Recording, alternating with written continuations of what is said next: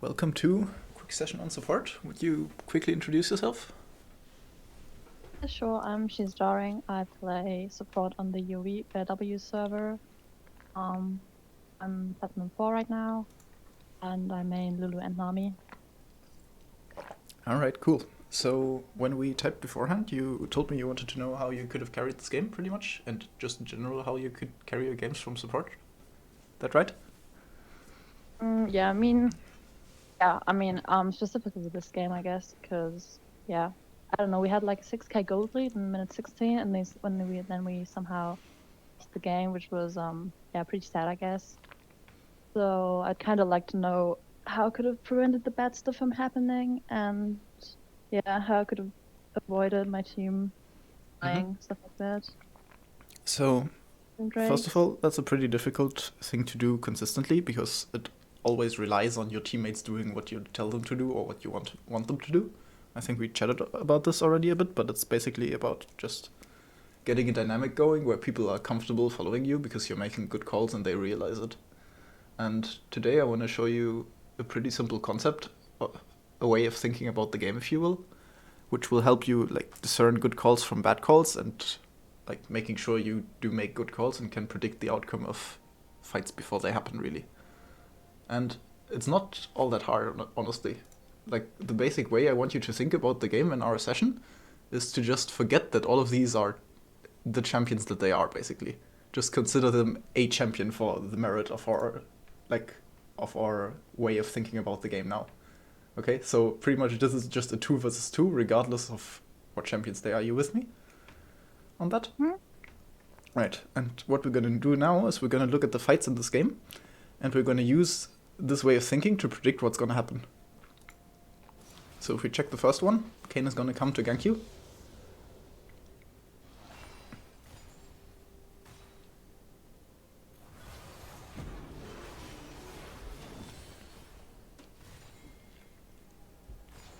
Here he goes.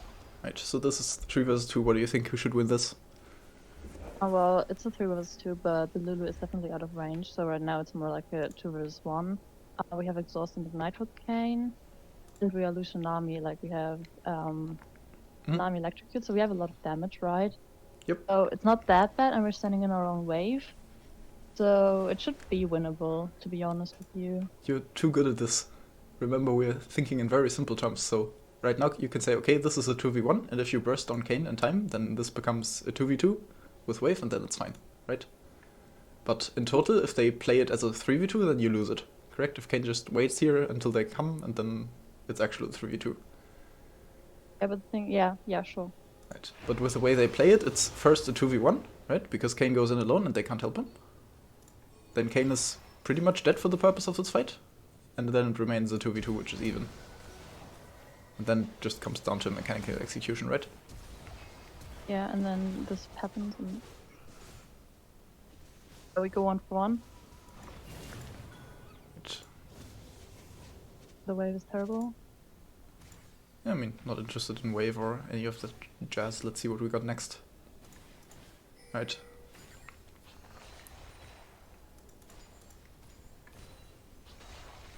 Let's see what we got here. So we had a big slow push. Oh yeah, you can. Yeah, here are 3 people. There are 2 who wins. So we win. Right.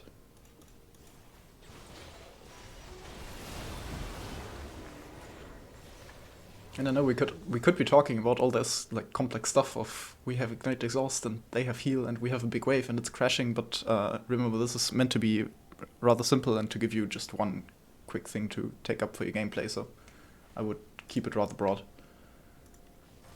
And just stick with this theme for now. Let's see what we got here. Ah yes, this one. So here's it's gonna start to be a bit more complex, right? What are the numbers here? What do they look like? Well, it's basically a 3v1 if the Lucian moves, which you didn't do. So, and the Nami is, Lulu is currently running out of base, so she might be there too. And the Ezreal is, the Ezreal could come to use the half-life, but yeah, he could come. Okay, so this ends up being a 3v2. But in the moment, it was kind of hard for us to know that, right? Because we only saw, well, Kazakhs fighting here and Ezreal on the tower, and so we assumed TT would be stuck there for a bit more, and we also assumed that Lucian would just come with us. Yeah, I also pinged myself in, but Lucian didn't move. If we went, we could have just bursted the cane and taken control and yeah. Left. But I think the key thing to notice here is if you are aware beforehand that they are able to move to this fight before you are, and your Lucian is not moving, and you identify this as a 3v2 situation, then you can prevent it, right? Because you know it's going to be bad. I actually didn't see the Lucian not moving because I pinged myself and I thought he would just come. Yeah, that's why you always double check your solo queue mates. Because sometimes they just don't do what you want them to do. Yeah, but would have been right from Lucian to move there, right? I mean, yes, of course, but that's not something we can influence, and so it doesn't make any sense for us to talk about that. Because this is gonna, I can guarantee you, this is gonna happen again. Like, as an ADC main myself, I can... As an ADC main myself, I can attest that we do love our waves, and I'm not gonna drop my wave every time my support pings me somewhere. Even if it makes sense. So, I do ping myself in, and if I see it doesn't move, I just don't move myself. Yes, that's the first conclusion, and also second conclusion is you also try to ping Kazakhs away then. Okay. But you just gotta try to, like, find, okay, either we can make this play if people are reacting, or we can't make this play if people aren't reacting. But in both cases, you need to be very decisive in what you do.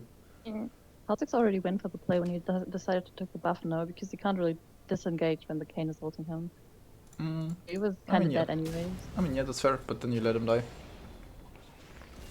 Yeah, fair enough, I guess. Yeah, I mean, I think here he can just jump out now. Like, if you spam ping him danger 6 times now, then he already jumped out 3 seconds ago, right? And if you like don't if you don't move. Yeah, okay. That's also a solution to this problem, right? So yeah, you can totally expect Lucian to move and then fight this, and then it's probably good. But you can also expect Lucian to not move, and then you ping him away, and then it's also good.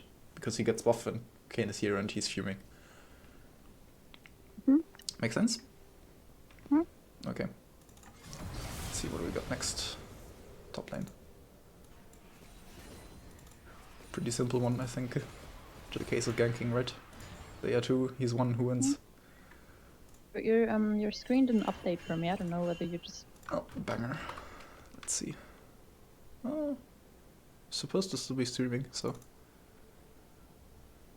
I can try to reboot it.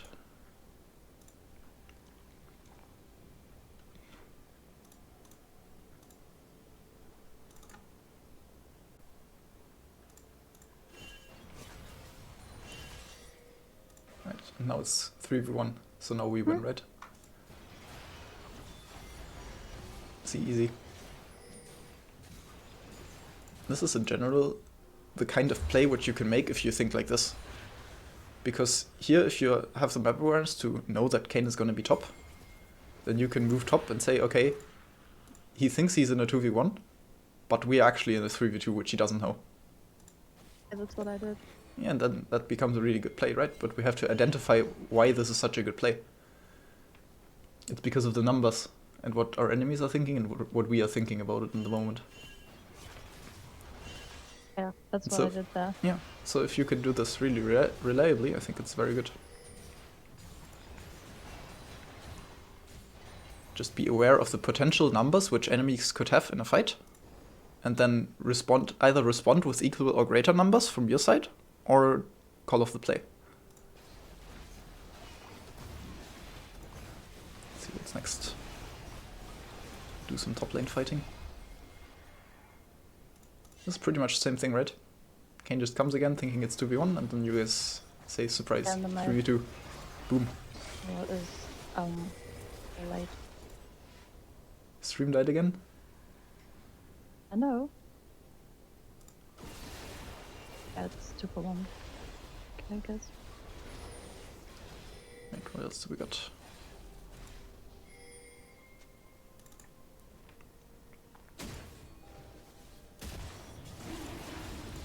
Same way.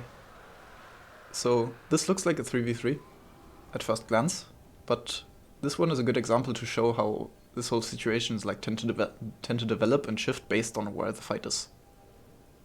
So right now the fight is in the pit, it's a 1v1, so it's kind of fine. But then Kane leaves and face checks Nico, so now it's 2v1 and now you win. Because Nico could move first and then Victor was able to move. These are all just kind of details you can fill into this way of thinking about numbers and like who's more and who wins the fight. That's also gonna be decisive in like later fights where you end up throwing the game. And what I want you to take away from today's session is just this way of thinking and trying to predict where enemies are gonna put their most numbers and whether you can fight it or not based on that. And then like control your team accordingly with pings. Especially try to spam ping a lot. It's pretty broken. Let's see, what do we got next?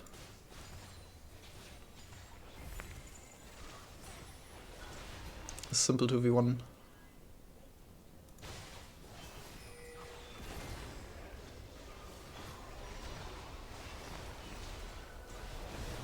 This is a notable downside of this way of thinking. It doesn't tell us anything about equal number fights, right? So on that, you're still gonna need to rely on your basic game knowledge and all that. So it's also important to remember that this is a very simplified way of thinking, but I think as we've seen from most of examples so far, it's applicable in like 9 out of 10 cases.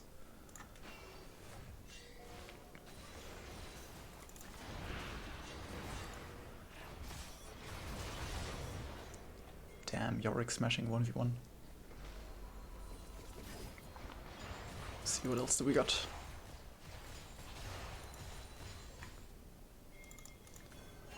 Yeah, so this is again really good example, right? Because you have a 4v2, so this is good play.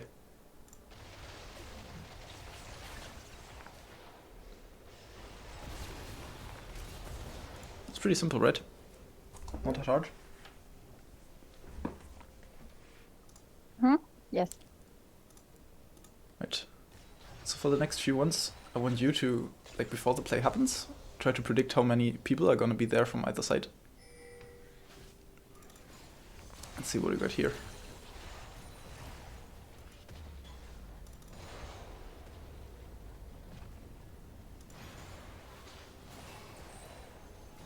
Right.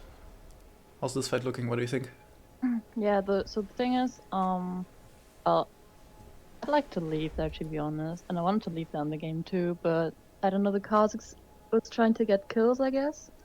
I think it's pretty terrible there because the Yorick is low and the Victor will move, and Just think about numbers. What do the numbers say right now? You think it's good or not?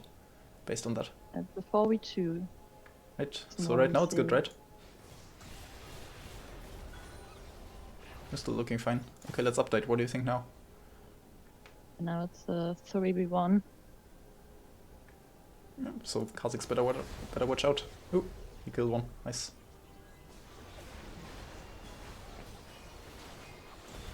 Okay, update again. What do you think now? Now it's a 2v2. Mm-hmm.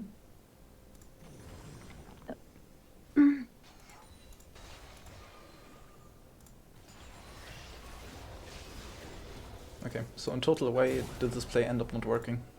If we think about it in numbers.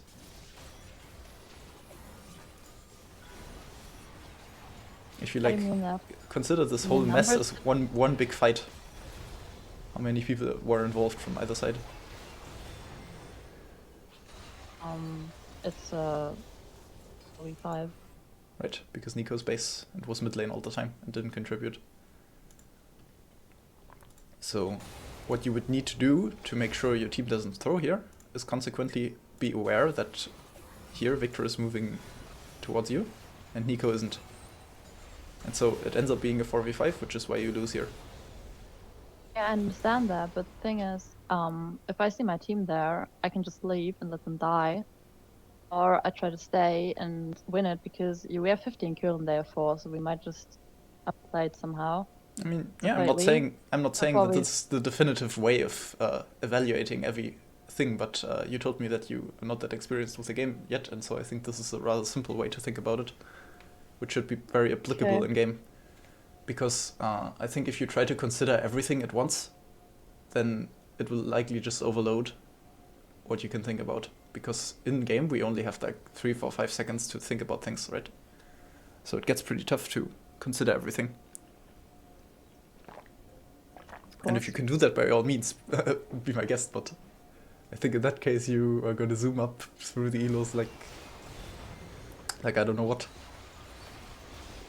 So in this situation, what we need to do is we need to realize, okay, this fight is about to become like a 4v5 in total. And so what you need to do to actualize this in game, I think, is just look at the map and see where all the champions are. Just irrespective of what the champions exactly do. And with respect to where they are going to move likely. So here you can notice, okay, Victor is coming, we should really get out of here. So you can maybe tank this last shot and then ping danger 4 times from here, and then ping that you're going to go out. And then if you move out here, then you're maybe fine. That would probably work, right? Mm-hmm. Does that make sense to you? Of course, yes. Okay. So it's a, once again, rather simple process, right? We look for a play because you see something, and then before you do that, I want you to like implement 2 extra steps, if you will.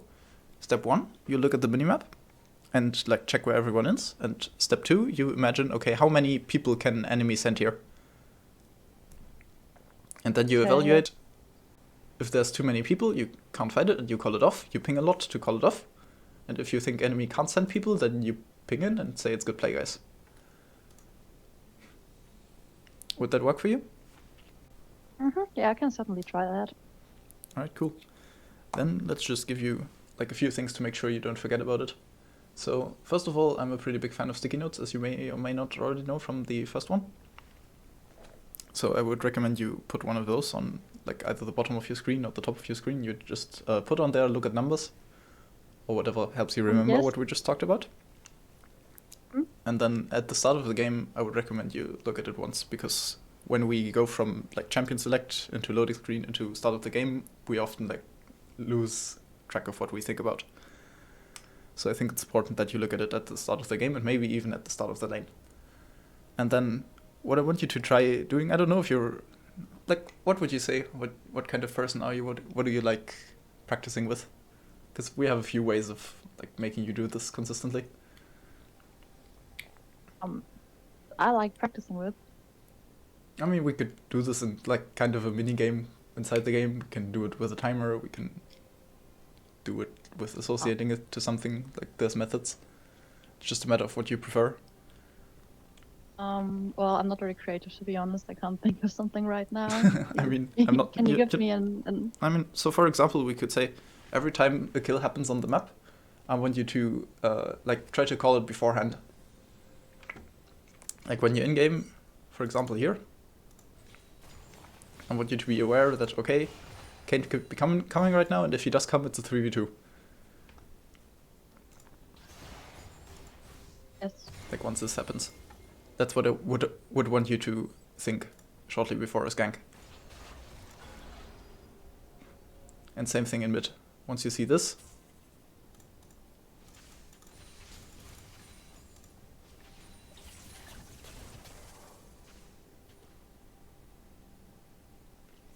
no, is this not a Kazakh skank? Yeah, okay. So once you see this, you're like, okay, this is 2v1 for us, or like, can Kane come here? Can Kane maybe move? Can Kane TP or something? I don't know. Just think about, could they counterplay this? Is this good for us or not? Based on, is it 2v1 or is it 2v3 because there are 2 people lurking in this bush? Or just get used to like looking at the map but having a feel for where people are. And so every time a kill happens in your game, ideally you predict the outcome, because you can see when a fight is going to happen, at least when you initiated it, right? Mm-hmm. And then check if you were right or not. And then you can maybe after the game take 5 minutes to like look at every fight and see if you were right or not, or if you forgot to do it, which is also fine and which is going to happen because you're not used to it. But in that case, I'd say don't worry about it and just like keep going and get used to it. I think if you do this consistently and get used to swamping your team away or towards fights which you think are good or not, then that's going to help you carry games like these. Okay. I'll try. Alright, are you happy with that? Of course. I suppose. That sounds ecstatic. Of course. Of course. Alright. Well, in that case, thanks for being here.